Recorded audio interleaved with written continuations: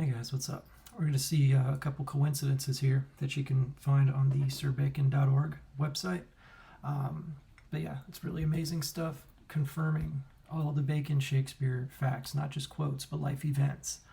In 1623, Bacon wrote to Buckingham, who'd gone to Spain with Prince Charles, asking to be remembered to the prince, who I hope ere long will make me leave King Henry VIII and set me in work in relation to his majesty's heroical adventures. Then on June, later that year, Bacon wrote to his friend Sir Toby Matthew, since you say the prince hath not forgot his commandment touching my history of Henry VIII. So where is this history of Henry VIII that Bacon is talking about in these letters? It never appeared. He only wrote a book about Henry VII. But 6 months afterwards, the play Henry VIII is published in the first folio. So that's exactly what he was talking about. No more, no less. Let's see. It said that the common farm laborer uses 500 words, educated businessmen 3,000, an average novelist 5,000 words, scholars and public men 7,000, but Shakespeare uses 21,000 words, the largest vocabulary ever possessed by any member of the human race. And with the exception of Shakespeare's, Francis Bacon's vocabulary was the greatest ever known. And Dr. Samuel Johnson, that great lexicographer, said a dictionary of the English language might be compiled from Bacon's works alone. Okay, so those are the only two men who are known for that feat. In The Merry Wives of Windsor, there's a character, Dr. Caius, who's a physician. He came from abroad, was extremely quarrelsome, and hated Welshmen. And there was actually a Dr. Caius, a professor at Cambridge, who, according to the Dictionary of the National Biography, was a physician, came from abroad, was extremely quarrelsome, and hated Welshmen as well. Is this a coincidence? Merry Wives of Windsor has this character, but it's representative of a real historical person. Let's see who it is. The real Dr. Caius of Cambridge died in 1573 when Will Shakespeare was only 9 years old, so he could not have known the doctor. And yet the characters of Dr. Caius in The Merry Wives and the real Caius are identical. It must be remembered that Francis Bacon entered Cambridge University during the year which Mr. Caius died. So is it a coincidence that the real Dr. Caius of Cambridge, whose exploits would have been known to Bacon as a student at Cambridge, is ridiculed under his own name in The Merry Wives of Windsor? That's trippy, y'all.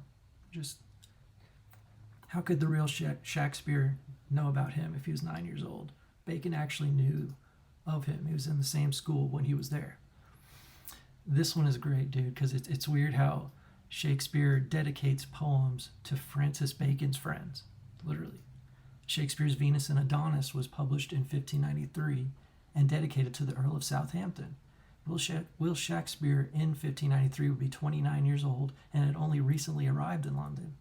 The dedication to the poem shows that Southampton's consent to the dedication had not been obtained, which would be a very risky proceeding on the part of an unknown actor such as Shakespeare. In the following year, Shakespeare dedicated his Rape of Lucrece to Southampton, this time in terms of high friendship. There's no evidence that Will Shakespeare was ever acquainted with Southampton, so is it a coincidence, y'all, that Shakespeare dedicates these two poems to Southampton, who was one of Francis Bacon's most intimate friends, both being members of Gray's Inn? I mean, Bacon was a part of the Gray's Inn theater, and that's where they literally perform Shakespeare plays. It's all connected. If you want to get historical with the dates, look at this. The Shakespeare plays appeared frequently between 1589 and 1607, then ceased to appear between 1607 and 1621, and were all revised before appearing in the first folio in 1623, as well as, plays that hadn't even been published yet, like The Tempest. So is it a coincidence that between the years 1589 and 1607, Bacon was out of employment and had plenty of leisure time at his disposal when all the Shakespeare plays were appearing frequently? And that in 1607 precisely he was appointed to Solicitor General and was too busy to write until 1621, when he fell from power, and that after 1621 he devoted himself once more to his literary pursuits. It's crazy, y'all. The exact dates.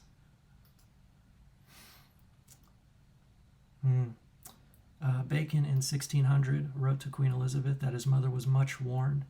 Shortly afterwards, she became violently insane and continued to do so under the sole care of Francis Bacon until her death in 1610, 10 years later. It was during this period that King Lear and the revised version of Hamlet were written, and these plays contain so amazing a knowledge of insanity that specialists regard it as a psychological marvel. And a great authority, Dr. Bucknell, therefore maintained that watching persons mentally afflicted must have been a favorite study of Shakespeare's. So that's sad, but Bacon has personal experience, stuff you can't read in books.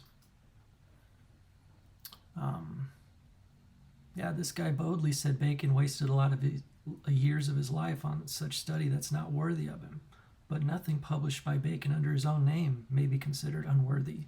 But if Bodley knew that Bacon had been writing plays under a pseudonym, then his condemnation of Bacon for writing what was unworthy of him can be understood. So yeah, this guy was like dissing Bacon for doing Shakespeare stuff instead of philosophy and science all the time. And people like that is why Bacon used the pseudonym. So Dr. W.H. Furness says Shakespeare so devoted himself to the study of every trade, profession, pursuit, and accomplishment that he became a master of them all, which his plays clearly show him to have been. And Francis Bacon in his youth said, "I have taken all knowledge to be my province." Okay, he just had no limits. This is this is just talking about how he's a good lawyer, and Francis Bacon was, of course, a lawyer. You have to be a lawyer to know the stuff. You can't read it. This is how Shakespeare never mentions the Magna Charta in King John, even though that's one of King John's most famous accomplishments. But Bacon despised the common people, apparently, and thought them unworthy of taking any part of public affairs. So that's probably why he didn't mention it when he wrote King John. He's kind of a Nietzschean in that sense. This one is crazy, y'all. In 1599, Francis Bacon, having spent all his money in publishing various books, fell into debt and borrowed money from a hard Jew, aka the Merchant of Venice, Shylock guy, who cast him into a sponging house. He appealed to his foster brother, Anthony, who returned from abroad, mortgaged his property, and borrowed money from his friends in order to pay off Francis's debts. Is it a coincidence that in the following year, 1600, the play Merchant of Venice was published in quarto, and that in this play is a character called Antonio, who behaves exactly as Anthony Bacon had done the year before, in order to help his friend Bassanio to get out of the clutches of the Jewish moneylender Shylock.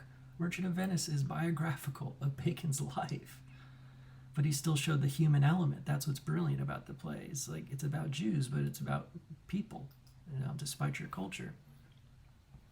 We're all people. Shakespeare has about 174 different mythological names in the entire plays, and Bacon has about 132. I mean, I can't even name that many characters, let alone write about them.